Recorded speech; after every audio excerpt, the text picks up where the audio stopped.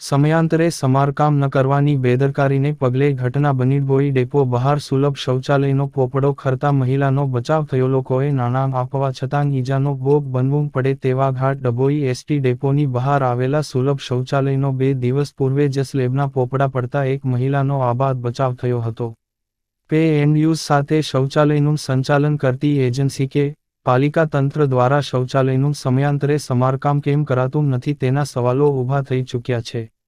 ડભોઈ નગરમાં છેલ્લા કેટલાક વર્ષોથી સરકારની યોજના મુજબ વિવિધ સ્થળો પર પે એન્ડ યુઝ સાથે કંઈ કેટલાય સુલભ શૌચાલયો બનાવ્યા છે.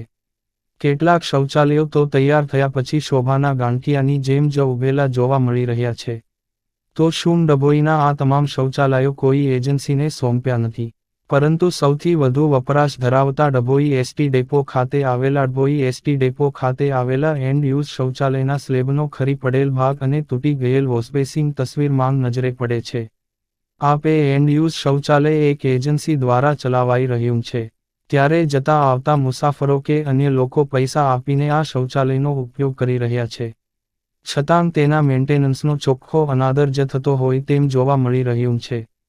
ક્યારેક શૌચાલયમાં પણ મળમૂત્ર ઉભરાતા તો જોવા મળે જ છે, પરંતુ હદ તો ત્યારે થાય છે કે આ શૌચાલયના સ્લેબના પોપડા પણ હાલ ખરતા થયા છે. 2-3 દિવસ પૂર્વે જ એક મહિલા શૌચ કરીને બહાર નીકળી વોશિંગ ટબ પર હાથ ધોઈ બહાર નીકળતી હતી. તે જ સમયે શૌચાલયના સ્લેબમાંથી પોપડો ખરતા તેનો આબાદ બચાવ થયો હતો. રિપોર્ટર ફઝલ રજા ખત્રી, GPK ન્યૂઝ.